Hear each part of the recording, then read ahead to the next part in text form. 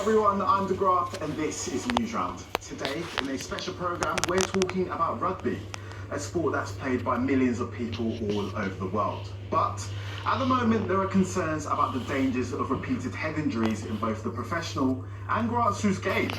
The group in charge of rugby in England have made changes to the youth game in order, they say, to make it safer.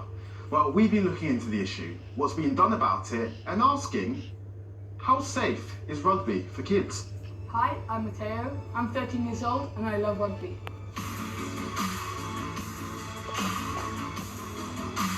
Like loads of other kids and pro players, I also have had concussion. It felt like I wanted to throw up and it felt like I was spinning.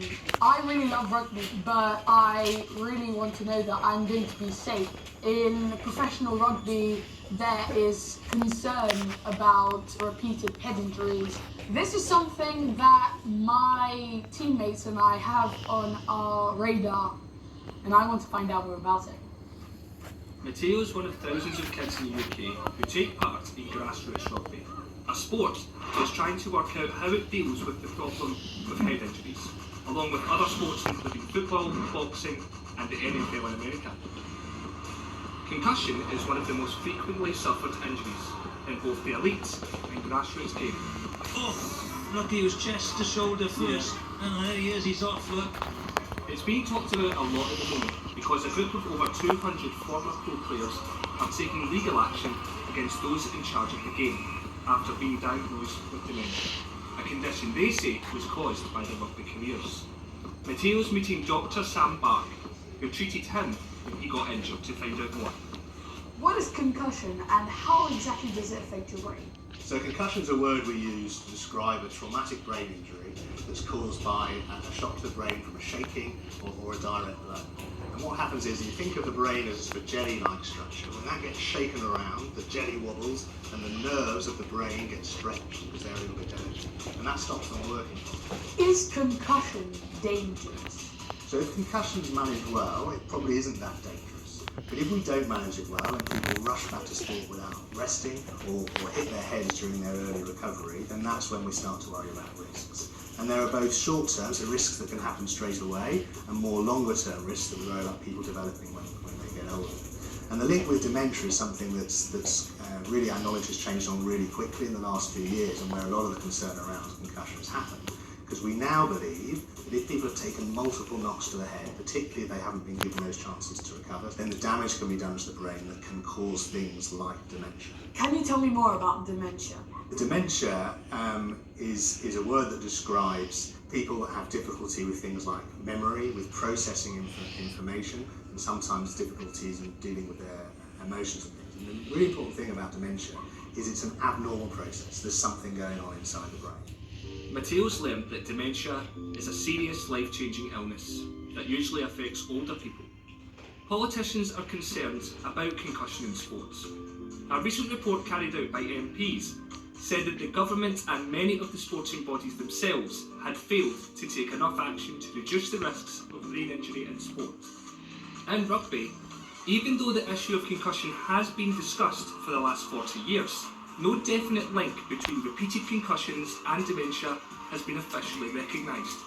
Some doctors have suggested that the situation in rugby could actually be worse than in other sports because of the amount of contact players encounter when they're tackling or bumping into each other. But science is yet to fully understand these risks. Matteo's meeting up with ex-international rugby union pro Alex Popham, who made over 350 appearances on the pitch in 13 years as a professional player. I started playing at the age of 4. For the duration of me being in school, rugby was my life. I was playing rugby every day. There's a lot I don't remember about my career, certain games. My last game for Wales in 2008, I've got no memories of playing in that game. So were you and your teammates aware of the consequences of concussion? The only thing we were asked if we had a bang to the head or got concussed was, do you feel sick? If you didn't feel sick, you were put back on the pitch. So I reckon every other day in training, definitely a few times in the game, you would see stars and you just have some sniffing salts and carry on.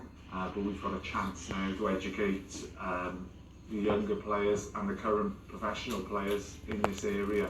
How likely is it that a kid like myself playing in the grassroots game is going to find themselves in a similar situation to yourself? Rugby was my job. I was doing it every day. Yourself and your teammates are in a better position. You're not doing contact every day. If you were coaching kids, what would you say to children like me? Enjoy it.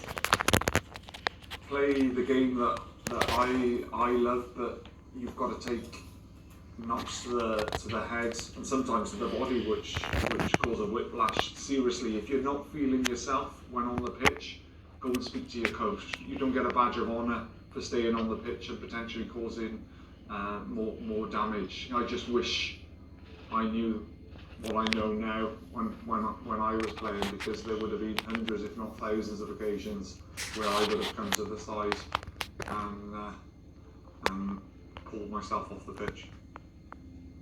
Alex and his fellow players think that the people in charge of rugby, the governing bodies, didn't look after them properly when they were playing. In England, where Matteo plays, the Rugby Football Union, or RFU, looks after rugby union. They said they can't speak about the claims Alex and other players have made, but they were able to talk to us about player safety, what that looks like for children, and why the tackle height has been lowered from shoulder level to under the armpit for some age groups. Matteo's come to Twickenham, the home of England rugby, to meet Rachel, who looks after player safety. Research suggests that tackles are responsible for a large number of head injuries in the youth game. Is that why you've decided to make these changes? These changes that we've made are, to try and reduce that tackle height to the armpit height rather than to the under 15s and to under 18s, which was shoulder height before. What difference do you think this will make? It reduces the opportunity for those two heads to be in the same space. It creates safer practice. It just creates a better overall tackle technique.